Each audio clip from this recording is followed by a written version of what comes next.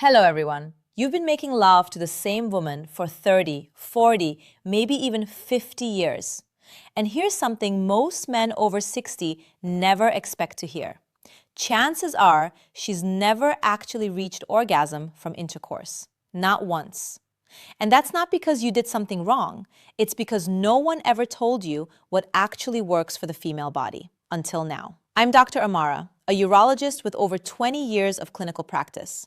I've worked with thousands of couples across Canada, from Vancouver to Halifax, helping men rediscover confidence, connection, and physical intimacy later in life. And the one thing I've learned after 2 decades in this field is that it is never too late to get this right. Most men were taught that sex is about penetration and performance, but science tells a very different story. Today, we know that 4 specific positions can dramatically increase a woman's chance of reaching orgasm. These aren't guesses. They've been studied using real-time ultrasound and blood flow imaging. And they work because they stimulate the parts of her anatomy that actually matter most. I'm going to walk you through each one, clearly, confidently, and with total respect. And if you stay with me until the end, I'll also share 3 powerful techniques you can add to any position that will take her experience to a whole new level. Before we dive in, take a moment to subscribe and turn on the notification bell so you never miss another video designed to help you and your partner reconnect even after 60. And if you find this helpful, just type 1 in the comments. If not, type 0. Your feedback genuinely helps me create content that supports you.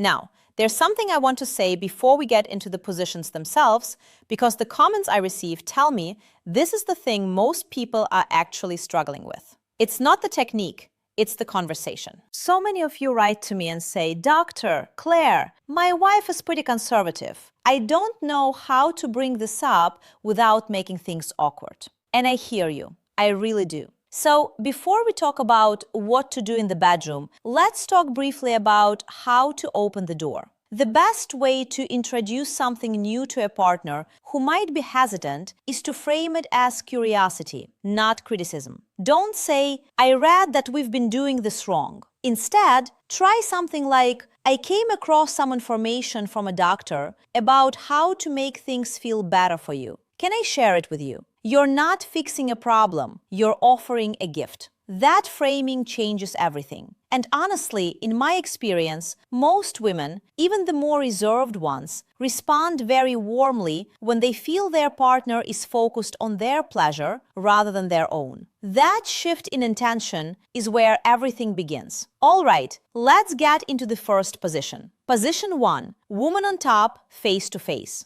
I still remember a patient I'll call Robert. He was 68, a retired high school hockey coach from outside of Winnipeg. Tough, quiet, the kind of man who didn't easily open up. But during one of our appointments, he leaned forward and said something that stayed with me. "Doc, I love my wife. Always have. But honestly, I don't think I've ever truly satisfied her. Is it too late to change that?" I told him what I tell everyone who asks me that question. It is never too late. And what Robert learned next changed not just his sex life, it changed his relationship entirely. One of the most powerful shifts a man can make in the bedroom is giving the woman control. Not just as a courtesy, but because science actually shows it increases her chances of climax dramatically. The position that does this best is woman on top, face to face. When she's on top, she controls the depth, the angle, and the rhythm. These aren't just surface-level preferences. They affect which areas of her anatomy are being stimulated, and most importantly, how her clitoris is engaged.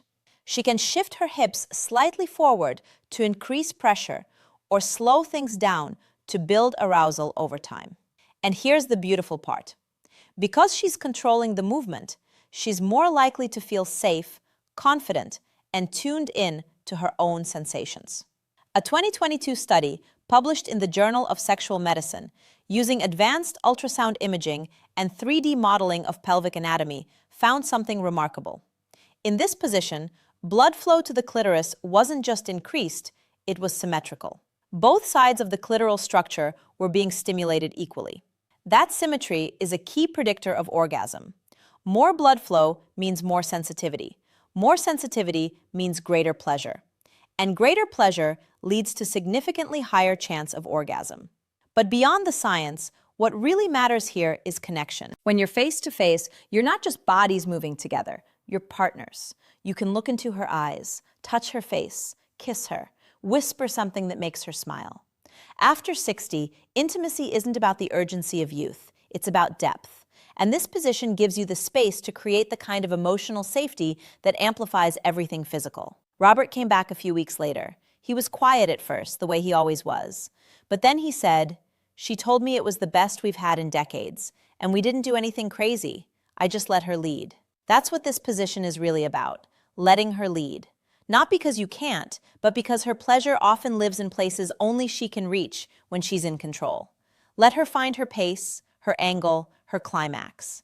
Your job is simply to be present, supportive, and responsive. And once you've experienced what that kind of surrender can unlock, you'll start wondering what other simple shifts could bring this kind of intimacy back to life. Well, you might be surprised by what happens when you're on top. But with one small adjustment, that changes everything. Position 2. Man on top with a pillow under her hips. Sometimes it's not about learning something new. It's about doing something familiar just a little bit better. That's exactly what happened with the couple I worked with. I'll call them David and Margaret.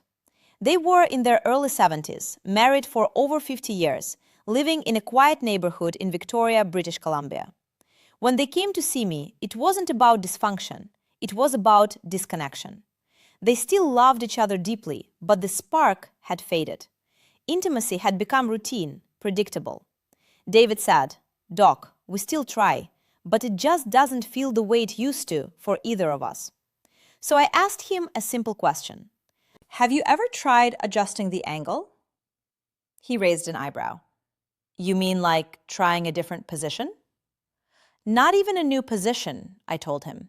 "Just a pillow." What most men don't realize is that even a classic, time-tested position like missionary, man on top, can be completely transformed by a minor shift in alignment. Placing a firm pillow under her hips is one of the simplest, most effective changes you can make tonight.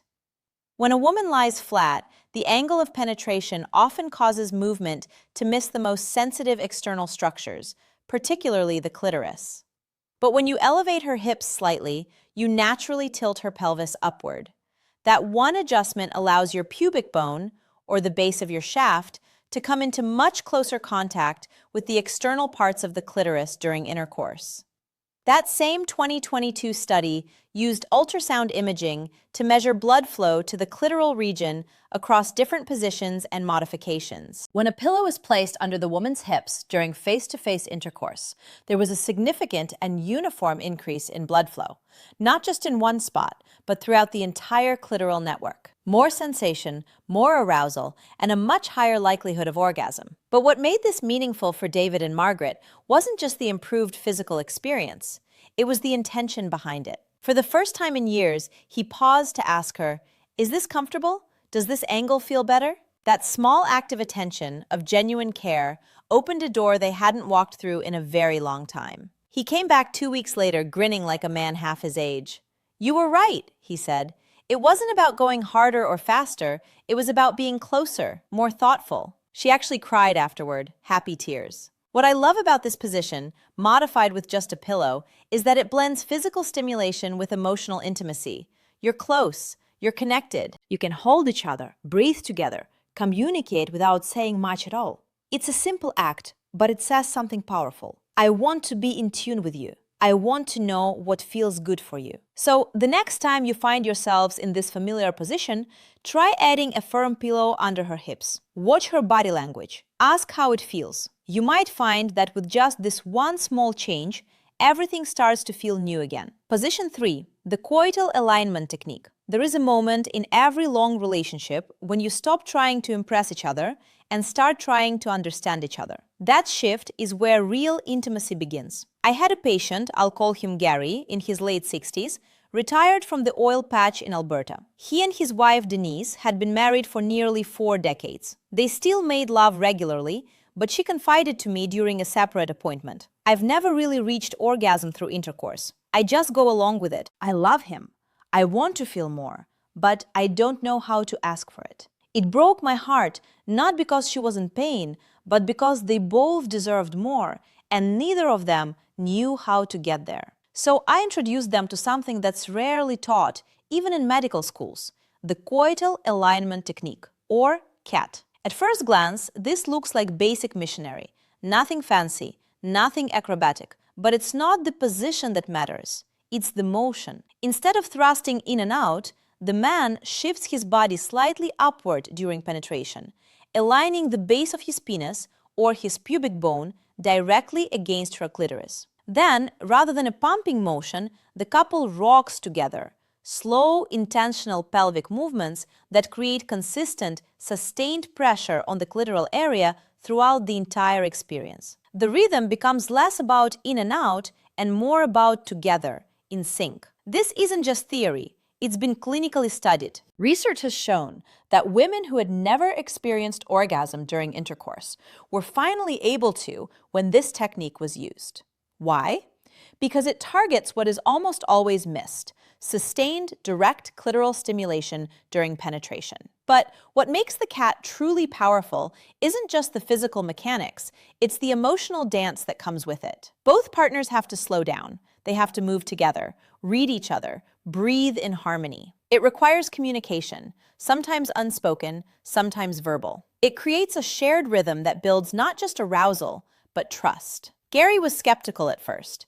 He didn't think something that subtle could make such a difference. But after a few attempts, after they stopped trying to get it perfect and just started listening to each other, he came back to me with a look that said everything. "Doc," he said, "I think I finally gave her what she's been waiting for all these years." And Denise told me she felt something new, not just physically, emotionally. I sensed that in that moment, they were truly one. This isn't about tricks. It's about changing the tempo, slowing things down, giving her body time to build, and giving your relationship the space to rediscover each other. If you've ever felt like you were close, but something was just out of reach, if she's ever said, "It's good, but I can't quite get there," this is the moment to try something different. Don't push harder, move together. Position 4, sitting face to face. Not every breakthrough in intimacy comes from a new technique or a better angle. Sometimes it comes from slowing down long enough to truly see each other again. I remember a man, I'll call him Harold. He was 72, a retired school teacher from Ontario. Gentle, thoughtful. He sat across from me and said, "Dr. Miakli, we've been through everything together. Kids, illness, you name it. But lately during sex, it feels like there's a wall between us. We're so close in every other part of our life, but in bed, we feel like strangers." So I asked him a simple question. When was the last time you just held her during intimacy? No rush, no go, just held her. That's when I introduced him to one of the most overlooked positions in all of sexual intimacy: sitting face to face. Both of you sit up, facing each other, legs intertwined, bodies pressed close. It's not about how far you move or how deep you go. It's about how close you can be. Now, I want to be honest with you here, because I think you deserve straight talk, not hype. Research does show that sitting positions increase blood flow to the clitoral area, though not as dramatically as some of the others we've discussed. There is real stimulation through movement and contact, but the deeper power of this position is not found in blood flow charts. It's found in what happens between two people's eyes when they are inches apart.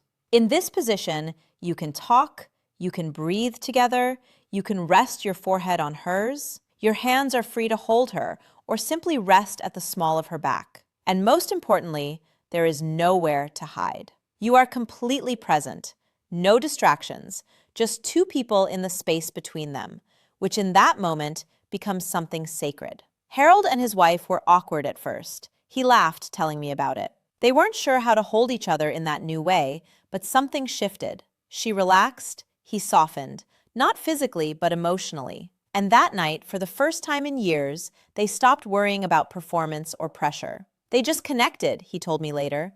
It felt like we remembered how to love each other again. Is this the most physically intense position for every woman? No, it might not be. But sometimes arousal isn't about mechanics at all. It's about safety, about emotional invitation. And when a woman feels safe, seen, and genuinely adored, her body responds more freely, desire awakens, and pleasure follows naturally. So don't dismiss the power of stillness. Don't underestimate how deeply connection amplifies sensation. Because as men, especially those of us raised to equate strength with performance, real strength in the bedroom, especially later in life, comes from presence. Now, if you're wondering how to make any of these positions even more effective, how to turn a good experience into something extraordinary, then here are 3 techniques that you can add to almost any position tonight. Small adjustments, but sometimes the smallest changes create the biggest results. Technique 1, angling. One of my patients, I'll call him Michael, told me once, "Dr. Claire, I feel like I'm doing everything I know, but she still seems distant, like she's not fully with me. What am I missing?" I asked him if he'd ever tried changing the angle within the position he was already in. He looked puzzled. "That's exactly what angling is," I told him. "It's not about learning something brand new, it's about awareness. Awareness of how your bodies are aligned, how your pelvis meets hers, how the contact changes when her hips shift just an inch or your torso tilts just a little differently. Sometimes it's as simple as placing that pillow under her hips, or gently guiding her legs slightly wider, or moving your own body a bit higher. These aren't dramatic changes, but they can unlock areas of sensitivity that routine motion completely misses. Here's something most people don't realize. The clitoris isn't just that small visible part, it's an internal structure with branches that extend along the vaginal walls. Depending on the angle of penetration, some of those areas are stimulated much more than others. By experimenting with angles, sometimes even just a slight rotation of the hips, you can find the spot where her pleasure lights up in ways it never did before. And here's the emotional piece. When you slow down enough to notice how she responds to these changes, how her breath catches, how her body tenses or melts, you're no longer just performing, you're paying attention. That kind of presence builds trust. And with trust comes surrender. And with surrender, real pleasure becomes possible. Michael told me afterward, "It's like we've started talking with our bodies again. I never realized how much was happening in the silence." That's talk. So, the next time you're together, let go of the idea that you need to do more. Try doing differently. Ask her if something feels better when she raises her hips, or when you shift slightly to one side. Let her guide you. That small act of humility can open doors to pleasure she's been waiting years to walk through.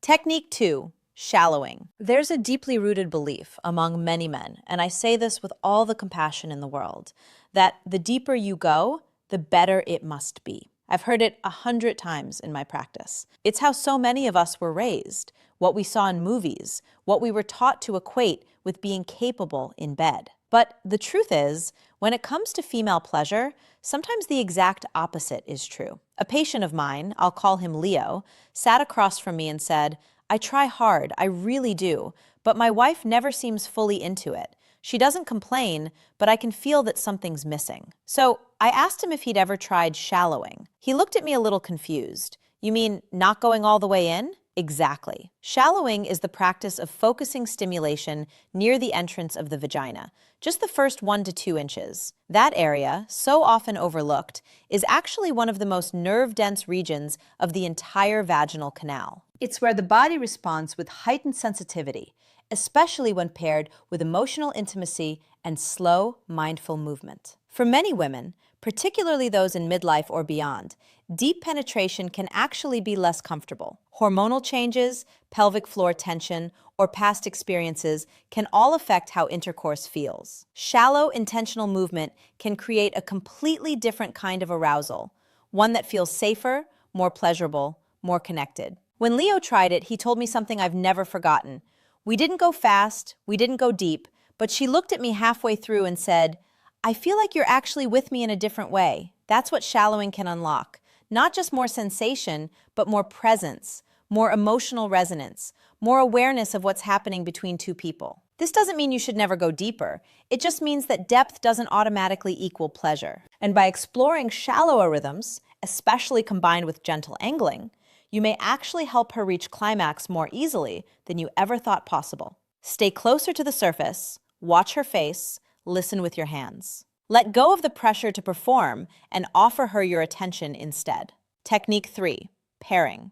If there's one thing I want every man over 60 to truly understand about women's pleasure, it's this. Penetration alone is rarely enough. Not because you're doing something wrong, not because you've lost your edge. It's simply how her body is wired. The clitoris, not the vagina, is the center of most female orgasms. And the technique that brings that truth into practice is what we call pairing. Pairing means adding clitoral stimulation during intercourse. It could be with your hand, with hers, or with a small vibrator. And I know that for some of you, that might feel unfamiliar or even a bit awkward. So I want to offer you a different way of seeing it. Pairing isn't a sign that you're lacking. It's a sign that you're listening. It means you're prioritizing her experience just as much as your own. I had a patient, I'll call him Edward, a proud, soft-spoken man from a small town in New Brunswick. He told me he'd always believed sex should be natural. No extras, just two people in the moment. But his wife, after decades of quietly accepting what she had, finally opened up to him one evening after they'd watched a documentary together about women's health. She said to him gently, "I love you, but I need something more." Edward wasn't sure what to do. He felt embarrassed, a little inadequate if I'm honest. But to his enormous credit, he chose curiosity over pride. They talked. Then they went together to a pharmacy. There's a great one right in their town, and picked out a small, discreet device. And the next time they made love, he held it gently against her while they moved together. He told me, "Dr. Amara, I never seen her like that." Her whole body responded. And afterwards, she held me for so long, I didn't want to move. That's the beauty of pairing. It doesn't separate you, it brings you closer. It gives her permission to feel fully. And when she feels that permission, that safety, her body opens up in ways you may not have seen in years. Studies show that up to 70% of women require direct clitoral stimulation to reach orgasm. That's not a flaw, that's biology. And when you bring that knowledge into your relationship, you become not just a lover, but a true partner in her pleasure. The key is to talk about it before you try. Ask her what she likes. Let her guide you. You don't have to be perfect. You just have to be present. Whether it's your hand, her hand, or a little help from a small device, the goal is to create a layered experience where every part of her feels included, not just the parts we were taught to focus on. And for anyone worried that this takes something away from you, I'll tell you what I told Edward. Real confidence isn't about what you can do alone.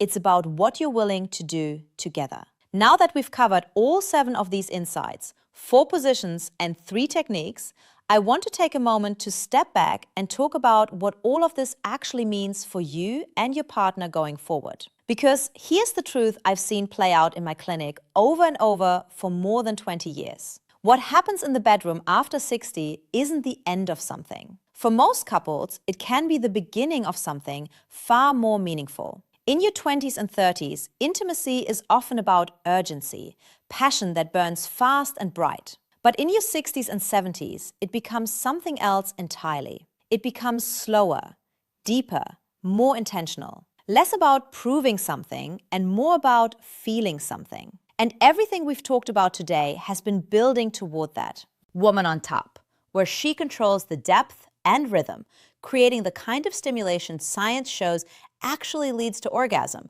while building her confidence and your connection. Man on top with a pillow. A simple adjustment that changes everything about the angle of contact. And that opens the door to a more thoughtful, attuned kind of presence. The coital alignment technique. Less about thrusting, more about rocking together, giving sustained pressure where it matters most, and allowing many women to experience orgasm through penetration for the very first time. And sitting face to face, where connection outweighs technique, and the heart takes over where the body once tried to lead. When you add the 3 bonus techniques, angling, shallowing, and pairing, you're not just adding tools, you're gaining access to parts of her pleasure that may have been out of reach for years. Angling, the art of adjusting mid-movement to find what genuinely feels best for her. Shallowing, a reminder that you don't have to go deep to go far. And pairing, the most loving, thoughtful way to bring clitoral stimulation into the experience and make her feel truly seen, truly valued. All of this leads to something much more powerful than physical climax. It leads to trust, to healing, to rediscovery. I've had so many good men, loyal husbands, devoted partners sit across from me and say, Dr. Amara, I thought it was too late. Too late to change, too late to grow, too late to make her feel things she hasn't felt in years. But it's not. In fact, be exactly the right time. Because now you're not chasing novelty, you're chasing depth. You're not just learning how to move, you're learning how to listen. And when a man listens, really listens, not just with his ears, but with his hands, his heart, and his full presence, that's when she opens up. That's when real pleasure begins. So, tonight, or this weekend, or whenever the moment feels right, don't try to be the man you were 30 years ago. Try to be the man she's been waiting to meet right now. The man who slows down, who adjusts, who asks, who notices. The man who understands that being a great partner at 65 has less to do with how hard you go and everything to do with how present you are. If this video helped you see something differently, if it gave you hope or insight, or simply made you feel like you're not alone in this, I hope you'll take a moment to share it. Not because I need the numbers, but because somewhere out there is another man who thinks his best days are behind him, and he needs to know they're not. They're right here, waiting. You just have to reach for them with open hands and open heart, and the willingness to try again. You're not too old. She's not too far gone. And love, real, connected, passionate love, doesn't have an expiration date. Thank you for spending this time with me. Take good care of yourself and take good care of her.